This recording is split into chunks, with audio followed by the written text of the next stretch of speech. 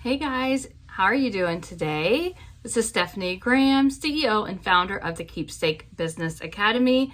And so I just have a fun video for my fellow Memory Bear makers. And I do get some questions about whether or not joining the Keepsake Business Academy is for them. Like, how do they know it's really what they want? And so I came up with a really fun little not really Q&A, but just little facts to share with you. So it's, are you a hobbyist or a CEO? What's your mindset? Hobbyist mindset versus business mindset. So let's just dive right in, right? So is joining Keepsake Business Academy a good idea for you? And so number one, your motivation. A hobbyist is driven primarily by personal enjoyment and passion. On the other side, the CEO brain is motivated by both passion and the desire to generate income. Number two, time commitment. The hobbyist mindset engages in the activity when time allows without strict schedules. So basically you just fill it in and do it whenever you want to. But the business or CEO mindset adheres to a more structured and consistent time commitment, treating it as a professional endeavor. Number three, scale of production. The hobbyist mindset creates items on small scales just as a gift. You really don't have any reason. You just make it for yourself for personal use or as a gift. But the business mindset aims for a larger scale production. You want to meet the market demand, and yes, there's a big demand for Memory Bears and keepsake products. So as the business mindset, you want to have a larger production. You see that there's a market demand, and therefore you want to generate revenue while making changes and helping others with their life goals, their life changes, their life journeys, things like that. I often share, I'm going to just hold off right now. That was number three. So before we jump into number four, personally speaking, as a bereaved mom of two, when I had my miscarriage years ago, I didn't know about keepsakes. I knew I needed some closure, and I know that my child is in heaven. That's through the faith I have, through salvation by grace in Jesus Christ. But then when my toddler died, Hannah Grace, when she passed away, she was 14 months old, and I still did not know anything about memory bears or keepsakes. I knew about memorial things like jewelry, and let me tell you, not the jewelry I see nowadays. I'm just talking about engraved jewelry, and then like a Christmas ornament. There was, and mind you, she passed away in 2001. And so the internet was not as mature as it is now, right? We didn't have much social media. I think we might have had Facebook, Twitter, and I don't even know what else. All I knew is I wasn't there. I didn't know anything about it. So when I talk about scaling your production, I'm talking about educating those in a particular life situation. Again, it goes back to knowing your customers. So I would have loved for somebody to reach out to me back then with Memory Bears. And yes, I've been a sewist since I was 7 years old. So that's over 40 years now. Still never heard of this. So that was just a side conversation. So moving on, number four, market focus. The hobbyist mindset creates, like you, if you're a hobbyist, you create for personal satisfaction with less emphasis on market trends or customer preferences. Really, you just do what you want to do, how you want to do it, what you think is nice, and that's it. But if you have the business mindset, you'll consider different market trends. You identify target customers, and you adjust your products and services to meet those demands in that marketplace. Remember, you're not going to service every marketplace. You're going to know your marketplace, your customer, right? Number 5, financial considerations. The hobbyist mindset views expenses as a personal investment in the passion. So when I paint, I love painting, but that's my hobby. I will never offer painting as a service or as a business. That's my way of escaping through sketching and painting, things like that. But the business mindset adheres to a budget.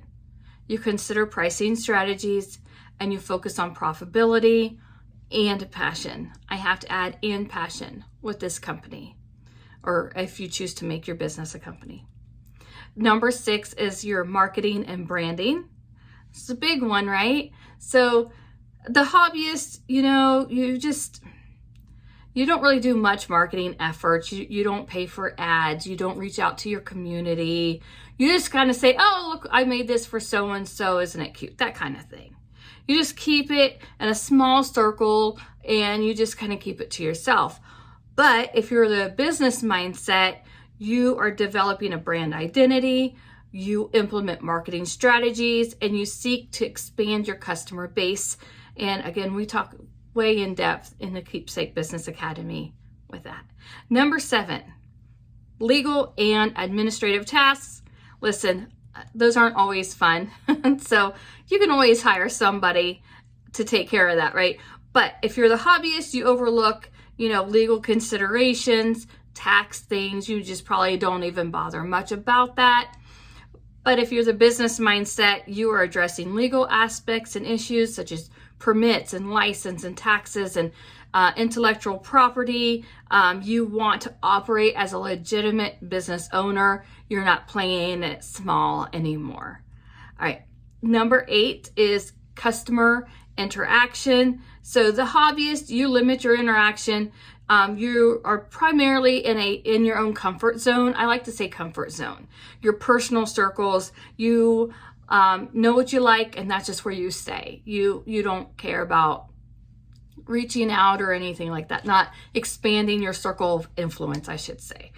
But the business CEO mindset, you are actively engaging with your customers. You're answering social media questions.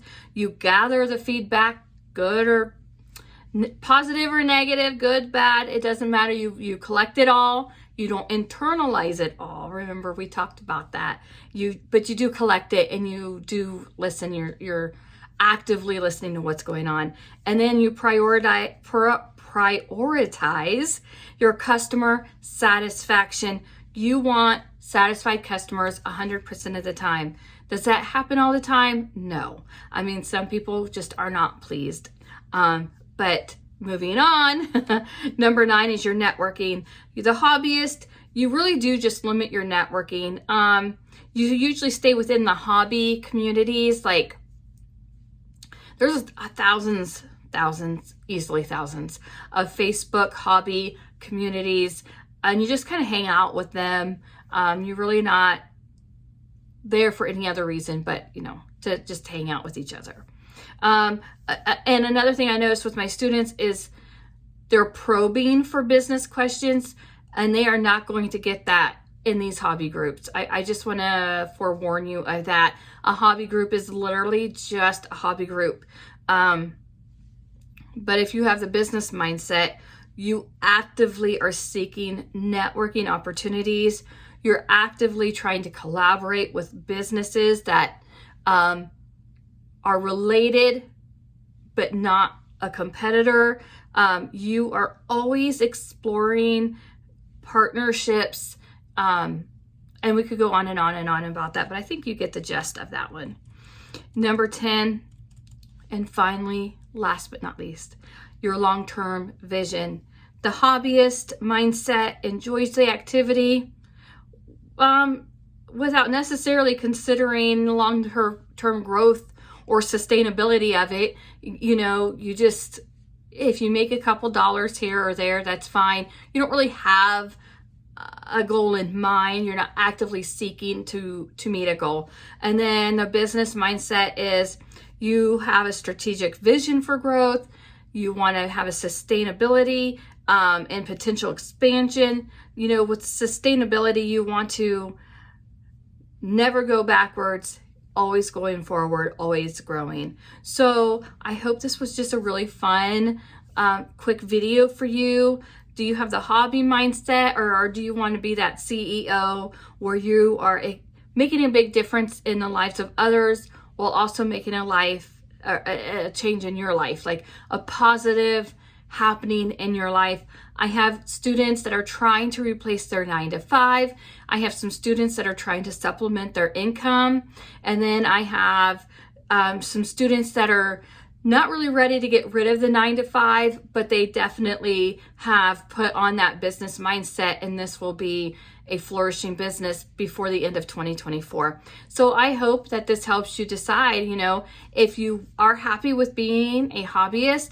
I think that's wonderful. I have my painting and sketching that I do as a hobby, but my memory bears and keepsakes and my educating others in this field, that is my passion. That is my business, because we have a lot of people in this world that really do need our services. And you might be a very talented memory bear maker, but if you don't know the business side of this, you could really potentially hurt yourself and your name and your reputation. So please, whether or not you go with my teachings or not, if you want this to be a business, I highly, highly recommend that you do your due diligence and you learn from an experienced memory bear maker that actually has a business. And yes, that's me. It's me, Stephanie Grams. I do that. All right. So as always, you can go to stephaniegrams.com, get on the free newsletter. You can become a student at keepsakebusinessacademy.com. And I hope to see you in the next video. Bye, guys.